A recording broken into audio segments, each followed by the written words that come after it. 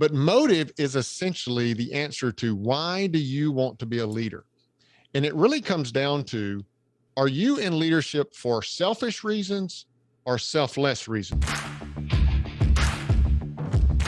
Welcome to Monday Mornings with Michelle, the new business podcast. Whether you're kicking off your day or kickstarting your business, Michelle is going to kick your ass into next week with the essential fours: strategy, systems, support, and state of mind. Now, welcome to center stage, Michelle Nedelec. Hey there, peeps. This is Michelle Nedelec, and I am super glad that you're here with us today because I have my most amazing guest, Michael Tanner. How you doing, Michael? I'm good, Michelle. How are you? I'm doing awesome. Thanks. So give everybody the 5,000-foot view of who you are and what you love to do. Awesome. Yeah, I'll definitely do that. Thanks so much for giving me the opportunity. It's a real honor to serve you and your audience any way that I can. My name is Michael Tanner, and I teach leadership through the Credible Leadership Group. We do workshops, we do coaching, we have online courses, but we're really focused on the low-level leader, maybe the first-time leader, up to the kind of the middle manager level. And we're really focused there because if you're ever looking for leadership development, there is an ocean of executive coaches and C-suite coaches and, CEO level coaches, and really feel like there's this void for those leaders that are first-time leaders, junior leaders, up to the kind of the middle management area. So we really focus on those new or young leaders to really help them get their feet under them in terms of being a good and effective leader. Not just to deliver good business results, but to really positively impact the lives of those that they're leading as well. So we do what we can to support those young leaders in doing that. Nice. I love that.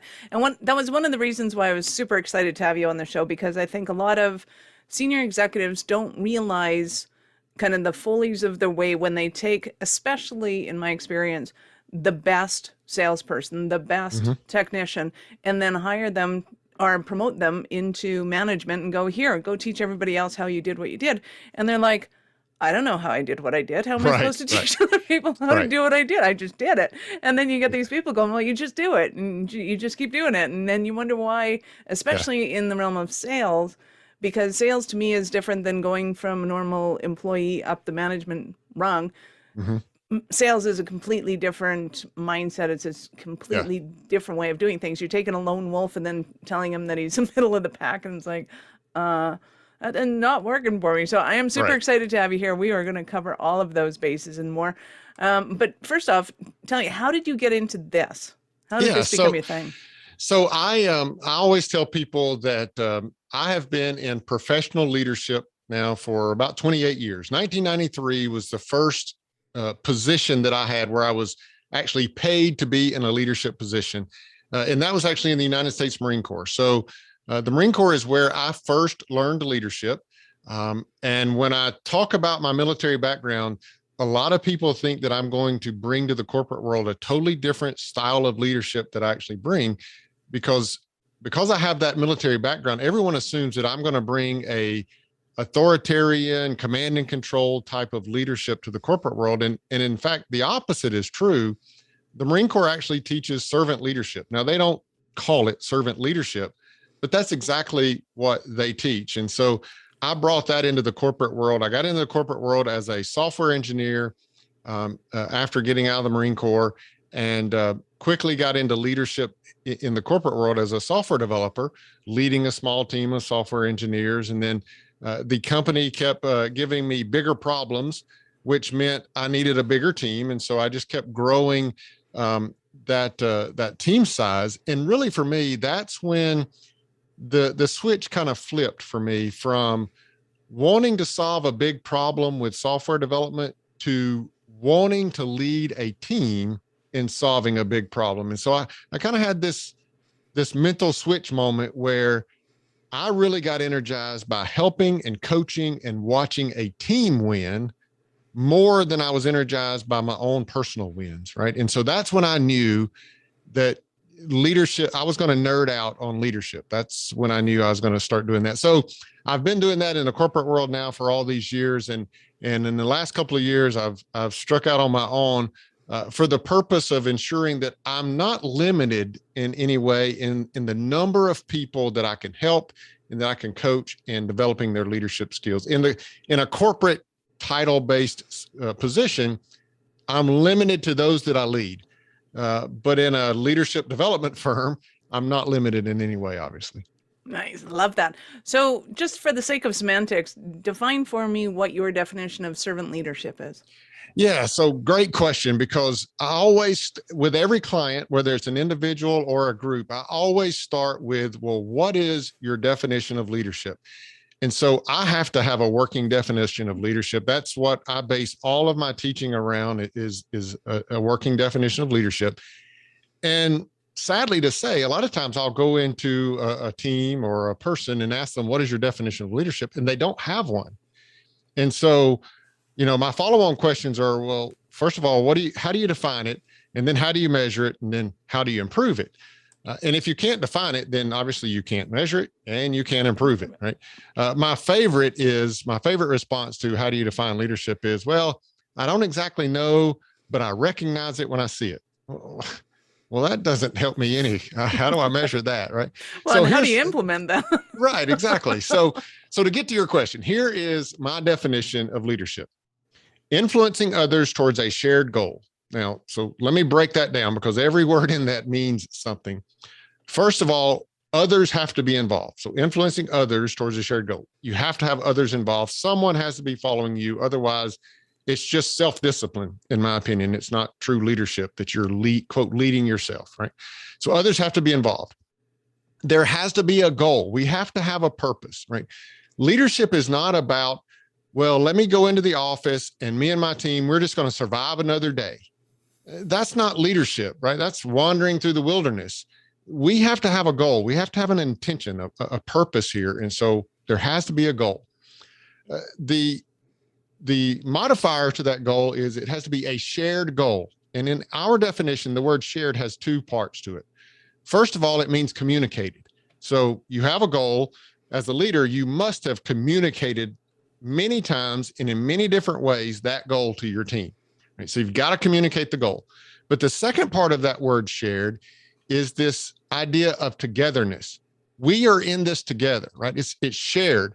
Even though I'm the leader, I'm sharing in the accomplishment of that goal with you, right? I'm not sitting in my office barking out commands and off you go and achieve that goal. No, I'm in the trenches with you. I'm working just as hard with you. I'm getting dirty with you, doing whatever is necessary to share in the accomplishment of that goal. And then lastly, the very first word we use there is influencing other. Influencing carries with it this idea of a willingness to follow, right? So people aren't following me just because I have a title or just because I have a position or some type of authority. They're not following me because I could punish them in some way or even fire them. They're following me because they actually want to follow me, right? I'm influencing them in that way. So that's our working definition of leadership: influencing others towards a shared goal. Nice. Love that. So what is the difference between servant leadership and what other people perceive as militant leadership? Yeah. So servant leadership, it does two things that is drastically different from almost all of the other models of leadership.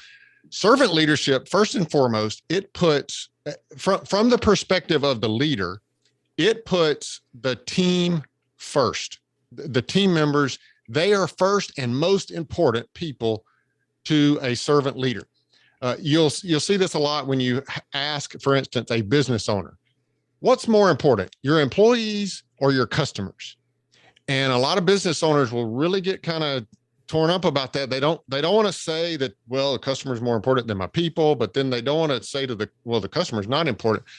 But in a servant leadership mentality, there is no question to the answer to that. It's your team members. Your team members are more important, because when you as a servant leader view your team members that way, then they're going to be the ones that ultimately care for your customers, and they're going to care for your customers in a much better way when they feel like their leader views them as that important, right? So that's the first thing. Servant leadership always looks at the team member as the most important.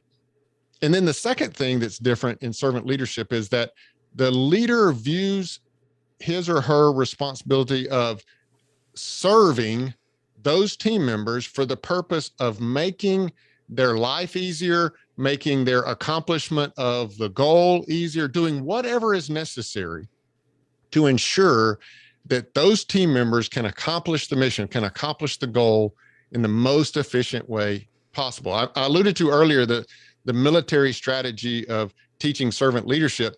One of the very first principles, for instance, you learn in the military is that leaders eat last, right? So when there is a meal, the most senior Marine always eats last. And the reason that is taught is because you're demonstrating that those junior Marines, those team members, they are more important than you are as the leader. And if there's not enough food to go around, you're going to be the one to sacrifice. You're going to be the one to suffer. And so that's the servant leadership mentality of a leader, is to always put and serve the team members first. Nice. I love that. Now, my brain automatically translates that too. So when we're having team meetings, I'm addressing them and their issues and what's going on for them primary. And that in our team meetings is, are you having issues with the clients? I'm going to be the bad guy. Tell me about it. I will set the client straight, because one, I don't want my employees coming to work in a shitty mood ever. Yep. I want them to be elated that they get to work with the clients. And if there's an issue, we will shuffle staff based on staff saying, hey, I want to get shuffled away from this client, not because the client's going, hey, I want to get shuffled away from this employee, because then I step in and go, why do you, what's going on with you?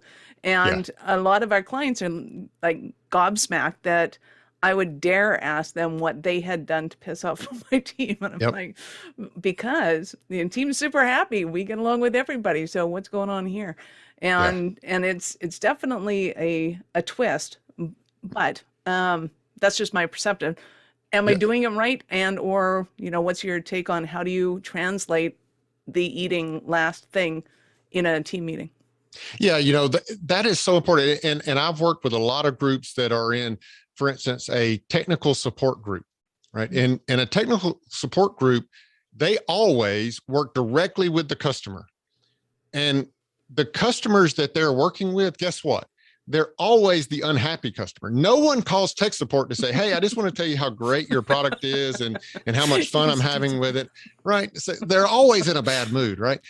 And so when you're working with, for instance, with a technical support group, and you as the leader, that technical support group, they want to know two things.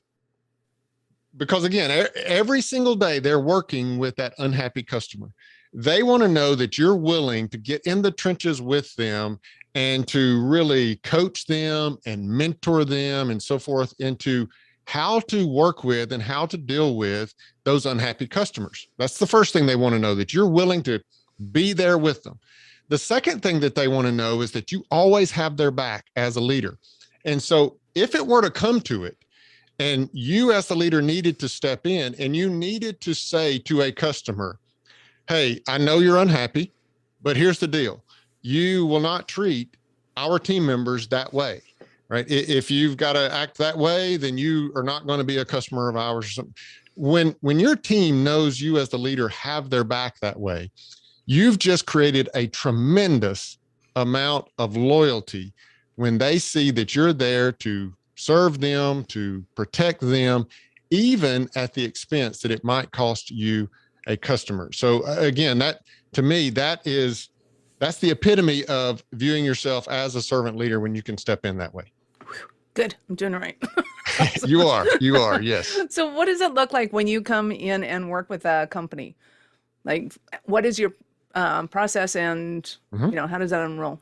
So we do a couple of different things. First of all, we have online self-paced leadership development courses. And those are geared towards the individual that wants to first measure their current set of skills related to leadership And then they want to go through the course necessary, take the actions necessary to improve and increase their leadership capabilities, and then reassess. So we have a course called a Leadership Accelerator. Over a course of 30 days, you can score, take some actions, and then rescore and see your leadership improve. In addition to that, we do individual coaching as well. So we do online coaching with individuals. We typically meet one time a week with that individual, and it really depends on kind of the scope of what they're wanting to accomplish as a leader. Sometimes we meet with an individual for just a single month. Other times it's close to a year that we might meet with that individual, and it all kind of depends on what is the scope of accomplishment they're wanting to achieve here as a leader. And then lastly, when we have a set of maybe leaders, middle management, lower level leaders within an organization, we'll go in and do a 2-day workshop that essentially does that exact same 30-day course that I talked about earlier, but it does it for a group of individuals in a 2-day workshop. So we do all 3 of those. Wow, that will be intense, and we'll get back to that one because that is intriguing. I was going to ask you, so some of the things that you look at, some of those modules in that course or the self-assessment, what aspects of a person are you looking at? Yeah. So what we've developed, and this, my computer science background is going to come out here. And I'm going to try not to get all nerdy and mathematical on you. But we have developed what we call the leadership equation. And it takes the 4 variables of leadership that we teach, and it puts it in a mathematical equation that can be used in an assessment to basically give you a leadership score. One of the struggles, I believe, with giving someone feedback on their leadership capabilities is that feedback needs to be objective. If it's subjective in some way, then we tend to be defensive against that. Well, that's your opinion of my leadership, and you just don't understand my style. But if it's really objective feedback, like a number, right? So when you put this through an equation and you just simply get a number back, a number is very objective. Well, now let's take some action and let's watch that number increase, right? So we developed this leadership equation, and it has 4 variables in it. The first variable is credibility. And this is your history or your track record of success, right? So how believable is it to your team members that you can lead them to success? So that's your credibility. The second variable is competence. There's 2 aspects to competence. It's first, your subject matter expertise. So to your example earlier of sales, a salesman being promoted to sales manager. Well, your team members assume you have some subject matter expertise in sales. So there's competence there. But the second part of competence is your leadership competence, right? How much knowledge and skill and experience do you have as a leader? Okay, so that's the second variable. The third variable is motive. This is a really, really important variable in the equation. It's a divisor in the equation. But motive is essentially the answer to why do you want to be a leader? And it really comes down to, are you in leadership for selfish reasons or selfless reasons, right? Are you in leadership because you want the credit, you want the accolades, you want the title, you want the compensation or whatever? Or are you in leadership because you want to see a team win? You want to see success for the team, right? So motive, that's the third variable. And then lastly, relationships. Relationships is also a very important variable in the equation. It's a multiplier against all the other variables. But relationship basically represents the level of relationship that you have with team members on a personal level. It's not just how well you know about their project or their deliverables or their performance. How well do you know that person as a person? How well do you know their family, their hobbies, their challenges or struggles it might be? How well do you know that person as a person? So those are the 4 variables that are in our equation that we utilize to measure someone's leadership capabilities. Nice. Love that. And it kind of made me smile because I run a tech company. So techies aren't very known for their relationship status, realms, whatever. Yes. I had one client who took a week off, and a couple of weeks later, because we communicate on Facebook Messenger, we just happened to go into his profile and notice his wedding pictures. Like, dude, you can tell any of us? Are you got married, moved Right, across the right. planet. Yes, It's yes. like, nope, I had no intention whatsoever. And I'm like, okay, hey, everybody. Yeah. So we have two stark comparisons when we have the creative team and the tech team. Well, and listen, I've worked all these years in the engineering space, in the software development space, and we are notoriously like introverted. I am also notoriously. notoriously introverted, right? And so this idea of building relationships, I mean, I'm so grateful for someone in a workshop, in a group of people, for instance, is willing to raise their hand and say, I don't know how to build a relationship with my team. Can you tell me how to? Yes, I can tell you how, because there are concrete, actionable things that you can just go and do, and it will build relationships. And so, yeah, I run into that all the time, where we have people that just, they don't necessarily have these skills innately, but we can teach them. And that's why I believe leadership is a learned skill, not a born skill. So other than creeping somebody's Facebook profile, can you give us at least one idea of how we can break that down? Absolutely. So the number one most powerful tool that I believe a leader has for building relationships is the consistent and regularly held one-on-one meetings with their team members, with their direct reports. And a lot of leaders will do this, but they miss a key element to this that's used for relationship building. First of all, you should have a one-on-one meeting with every single one of your direct reports. And that meeting should be as consistent as possible. Put it on the calendar. Maybe it's once every week or once every other week. But you, as the leader, you need to schedule that meeting. And you need to be very, very diligent not to reschedule or cancel that meeting if at all possible, because your consistency in that meeting is telling that person they are important to you. Okay.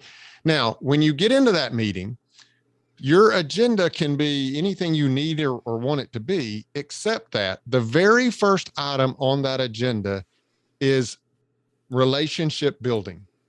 The very first item on that one-on-one meeting, every single time you meet, is relationship building. And you can literally put relationship building in the agenda of the meeting. This is something I think leaders misinterpret. Relationship building is not a covert operation, right? You're not kind of in secret somehow trying to sneak around and, you don't know it, but I'm building a relationship with you. How's your family? Right. You just tell them, hey, look, I feel like I can be a better leader for you if I know you a little bit better. So I'm going to share some details about me. I hope you'll share some details about you. We'll get to know one another a little better, and therefore we'll work better together, right? It's not a covert operation. And so that first 5 minutes or so of every single one-on-one meeting is just genuine curiosity about that person as a person, right? And just let that relationship build over time in that one-on-one meeting, where, last week they told you, well, my daughter's moving into college this weekend. Well, guess what you're going to talk about next week? And how did this weekend go? Tell me about the movie. And I bet that was, emotional, or I bet that was exciting for her. And so you're just going to take that first 5 minutes of every single one-on-one meeting and just build relationships. Be genuinely curious about that person. Nice. I love that. And it reminds me of a few things, but I'll only bring up the good ones. When somebody mentions things like that, I'll actually put that in my notes for like my meeting details for the next meeting, is remember to ask Frank about blah. And like, it's totally cool. And it's like, oh, hey, Frank, tell me about blah. Like, that is awesome. And absolutely. Because, I'm definitely interested and it's important, but I don't want to remember 5 minutes after the meeting's done. Yeah. And that's another part of that misconception, I think, about it needs to be covert in some way. Is when my team member sees me write something down, that's okay. Because again, it conveys to that team member what I just told him is important enough to him that he wrote it down. And it doesn't matter that it was something about, a hobby that I like to do on the weekend. It doesn't matter what it is. When I write it down, it conveys to that person, well, that's important to me. And then the next time I'm in a meeting with him like that, or the next time I pass him in the hallway, if because I wrote it down, I can remember to ask him about it, that is huge when it comes to building relationships. Nice. I love that. So when it comes to working with your clients, I suspect that there's a huge array that somebody will just come in and say, "Hey, Michael, I need to work with you," or it could be a corporation go, "Hey, I want you to work with all our juniors." Mhm. Who is your absolute favorite that you love to work with? Yeah. So this is so good. Um, I'm so glad you asked this because, again, I mentioned earlier, there are certain individuals and I always use the example of a workshop because it's a group setting. Because when you're in a group setting, it just adds an additional dynamic that I recognize that it takes a lot of courage for this individual to say what they're saying or ask the question that they're asking. And my favorite individual is when I start to teach on motive. And again, it's answering the question, why do you want to be in leadership? And I start teaching the difference between being a selfish leader and being a selfless leader. And that person that's willing to raise their hand again in that group and say, well, I think I got into leadership for selfish reasons because I wanted the prestige, I wanted the title, or I thought there would be a lot of compensation associated with being a leader. And that individual that's willing to raise their hand when we're teaching about motive and say, I think I got into leadership for selfish reasons. Because the second thing they're asking there is, can you help me swing that pendulum to the other side, the selfless side? And again, the answer is yes. There are actions you can take that will literally change your attitude and your motive for being a leader to being selfless. So that's my favorite client, is that person willing to be that transparent and that honest, especially in a group of people. Nice. I love that. As a young employee, granted, I was only an employee like 3 times in my life. Mm-hmm. My sister fired me. But Sibling rivalry, huh? right? Like, I am not a good employee. I get that. But I always thought that for some reason in my head, business was competitive. And maybe it was because I was an 80s kid. Maybe I watched too many movies. But I always thought that leaders were there to kind of give, here's your job, get it done. I need this done, report back to me. It wasn't a mentorship thing. It wasn't a, I'm doing this out of the kindness of my heart thing. I'm not trying to transcend my vast knowledge onto you. And it wasn't until I was probably about 35, 40 that I started to realize within myself that I want to teach other people how to do Mhm. what I do so that they're really good at it. And there is no competition. It's not even a thing. I don't get Right. where it's coming from.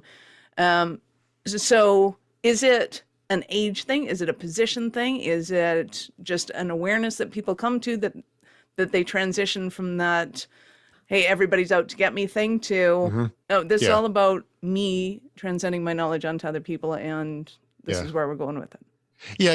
I think we talk about, for instance, the industrial age, and I believe that the command and control, the supervisory role, was very prevalent throughout the industrial age, and to some degree, I think even today we still struggle or we still suffer with that mentality of, well, my job as a leader is just to come in every day, tell you what to do, and expect you to do it and do it well before you go home. And unfortunately, that view of leadership, it's really short-sighted. I don't believe that view of leadership, it's not going to give you any kind of longevity. It's not going to give you any kind of loyalty or longevity with your team members. But also, I don't believe that it's scalable. Every single leader out there should be asking themselves, how can I get more from my team members? All right. Every leader should be asking themselves that and should be willing to push and challenge their team members to do more, to do better. And if you have a view of a command and control, authoritarian type leadership, then at best, I believe you're going to get a half-hearted effort from your team members at best.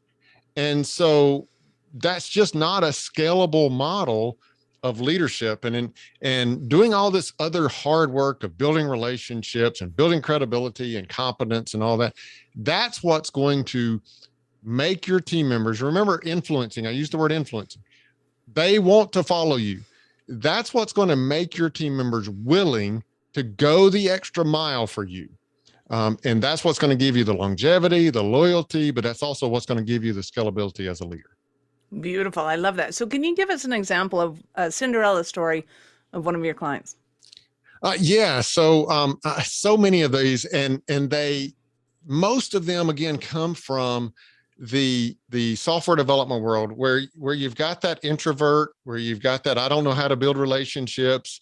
Oh, and by the way, I think I got into leadership for selfish reasons and so forth. And what I just so enjoy is watching someone with that same mental and emotional switch getting flipped as the way mine did several years ago, right? Where they start to recognize that, yes, I can build relationships, and yes, I can become a better leader with selfless motives. And so I just love that introvert that feels unsupported. Their company has promoted them, but their company doesn't see any value in teaching leadership to them. And maybe they go to the internet looking for leadership development, but all they find is executive coaching and all that.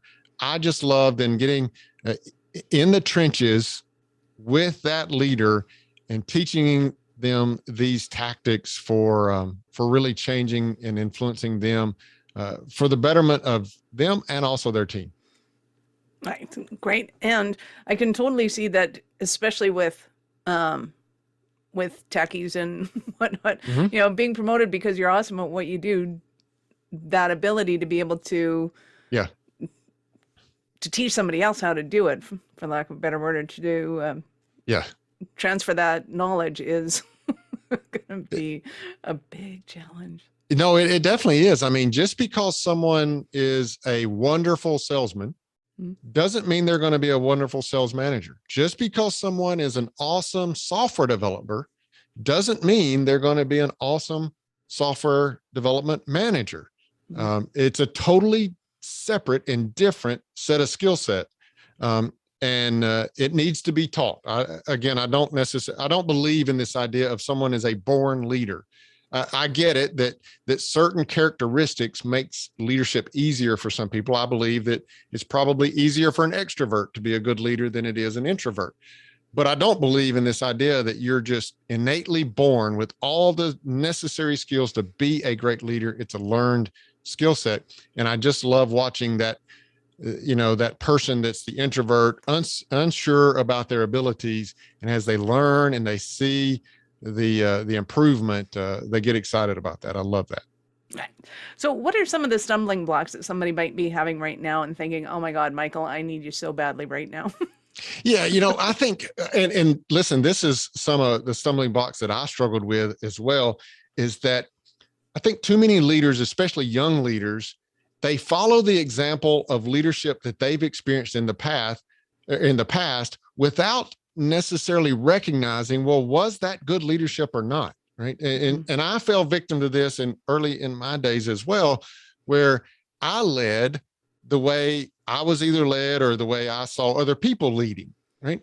And I never really, well, I think two things. I don't know that I ever took the time to stop and say, well, is that good leadership? Do I really want to follow that example? You just kind of fall victim to, well, I'm just going to do what I saw other people do.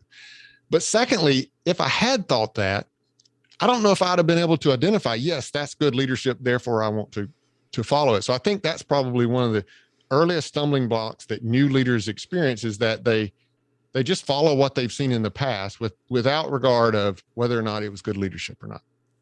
Awesome. I know there's a few that I had that I was like, I will never do that. Yes, yes, you're exactly Which right. is okay, great. We're not on that end of the scale, but Yes, there's yeah, still a whole you're lot right. of room It's for it's all of that in the middle that is so gray. It's not black or white. Yeah, I totally right. agree. There are some leaders where yeah, I'll never do that. And then there are other leaders that you're like, man, that was great. I just don't know how they did that. And then Right. it's those in the middle that we tend to, well, I'll just do what they did. Awesome. So I know our listeners are going to want more from you. How did they start their journey with you? Yeah, so I appreciate that. I mean, the best thing to do probably is to start with our website, credibleleaders.com. You can start there. On there, we have a free leadership calculator. It uses that leadership equation that I talked about earlier. So I encourage you to utilize our free leadership calculator for the purpose of of measuring your current leadership capabilities. And with that, you'll get a report that tells you exactly what you can do to improve your leadership. But then also, I'd love to have your listeners as a listener of my podcast as well, the Rookie Leaders Podcast. So I encourage you to check that out as well, rookieleaders.com. But would love to have you listening to our podcast as well. Awesome. By the way, I love your podcast voice. You got an awesome podcast. Oh, thank you. I appreciate can listen to it. this Even all with the day. Southern This is accent, awesome. right? I think I particularly like the Southern accent, so maybe that's yours. That's awesome. So I have to ask you, at what point in life did you know that you were special kind of crazy enough to think that you could become an entrepreneur?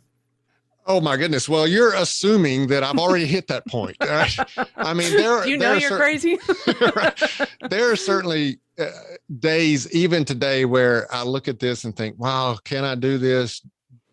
In all transparency, some days I look at it and say, do I want to do this? Right. Just because it's hard, it's difficult, it's scary. There's lots of uncertainty around it. But really, I think, like we were talking about earlier, when I see that introvert and I see the switch flip for them and they become confident and energized in leadership, that's my why. And so it resolves all those doubts on, can I, or should I, or do I want to? But when, it was your question. And I would say it was back in the software development days, probably about 15 years ago now, where that switch flipped for me. And I no longer did I just want to solve a big problem. I wanted to help and coach and see other people win by solving big problems as well. So about 15 years ago, this was baked into me, I think. Nice.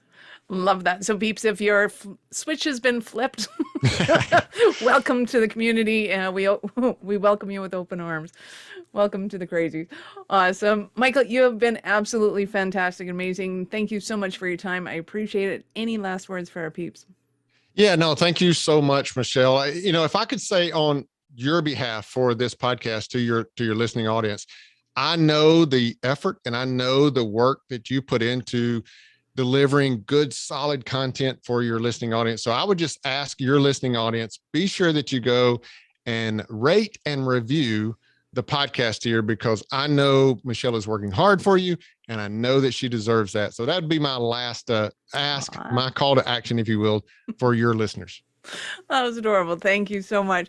And peeps, absolutely rate and subscribe to the show, because we love helping you grow and scale your business. We love making you stronger. Go and check out Michael's offer. I know I will be taking that assessment. Absolutely. It's the only way we can get better at these things. So rate and review the show, and come back next week and see what we got going on for you. Have an awesome day. Thank you for listening to our show. I'm all about being a resource center for entrepreneurs to give them the information and the support that they need to make it in business. As such, the notes for this show can be found at our website at awarenessstrategies.com/blog. Be sure to subscribe, give us a rating. I like 5 stars personally, and share with your friends.